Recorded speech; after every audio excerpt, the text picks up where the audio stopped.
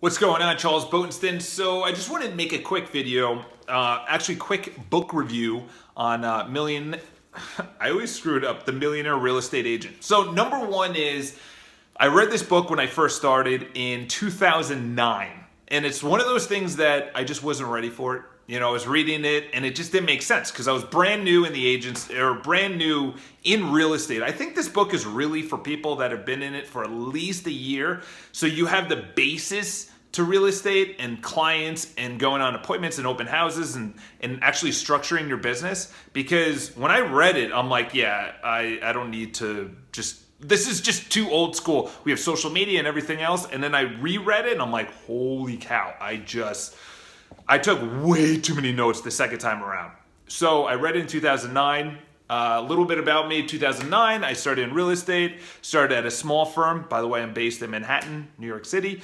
So started at a small firm, then went to a big firm, and then I started my own firm. And I was like, you know what? Let me pick it up. I cannot tell you, if you've been in the industry for a year, or at least, because you have to have the basis. You have to have a foundation of what he's talking about.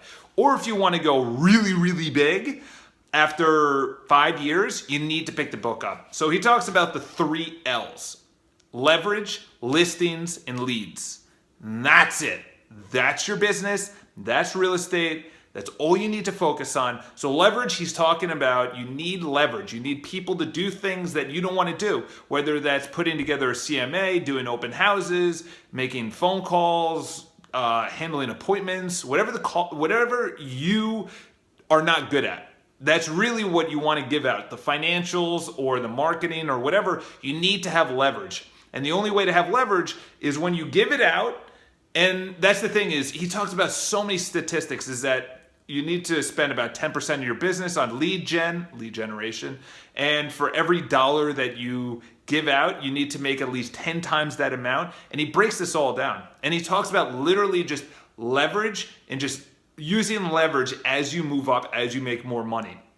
So leverage, listings. He said it's a listings game. And he talks about it's a brilliant idea. And like, you know that you need listings, but when you see it on paper and he breaks everything down, he goes, how many buyers can you really take around in a month? But then he goes, how many listings can you take in a month? And it's really 3 times the amount.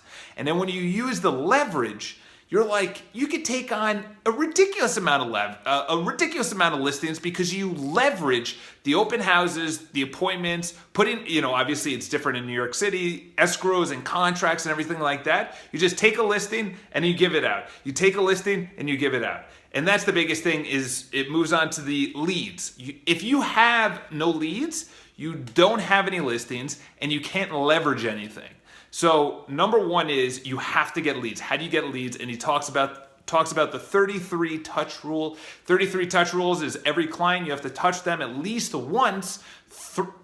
At least once. I would hope at least once.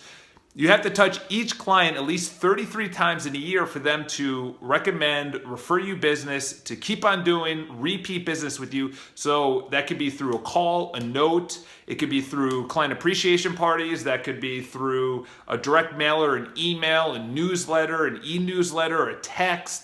Anything. It could be a huge amount of things. There's so many things now that you can actually utilize, with social media. You could brand an email directly to them, market reports, using video, using photos, anything, newsletters, whatever. So you need leads and you need to touch them at least 33 times a year. All right. Then when you get the leads, you need to leverage that on the things you don't want to do so you can obtain more listings. And like I said, you can't really take that many buyers because you're making appointments, you're hustling around town, but you can't make any phone calls to get in leads. With the listings, you make the phone calls, you get in the leads, you close the leads for listings, and then you leverage it out. All right, so this may not make a lot of sense right now because you didn't read the book and I'm just going, really far up. But he also talks about the levels of being a real estate agent. So number one is you make $1 million, then you net $1 million, and then I forgot the third one or fourth one, but essentially it's $1 million. It's like You make $1 million in gross, but then after taxes, you're not making $1 million. But then you net $1 million, which is after taxes and costs. And then the other one, the third one, there might be a fourth one in there, is where you leverage out and you receive, that's what it is. You receive $1 million where you don't even really do anything. All right, so I hope this helps. You have to pick this book up. If you've been in the industry for at least a year, so you have the basis of real estate, you need to pick this up. This was a ridiculous, it took me a while because it's so in depth. And that's the biggest thing, is that there's a lot of things in here that didn't really apply to me with going into escrow and everything else. But he talks about other things like financials. How much money do you spend? How much money do you want to allocate towards your agents?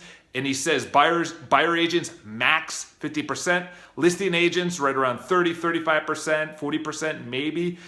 He talks about retaining and getting talent. In other words, other agencies. You have to continuously just be recruiting.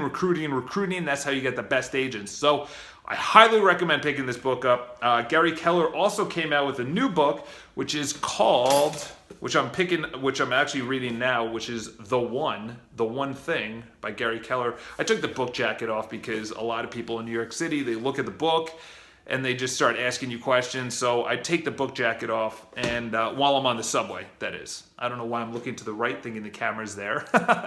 Anyway, have an awesome day. Let me know if you have any questions, if you read the book, and subscribe to the channel. Talk to you guys soon. Have an awesome day.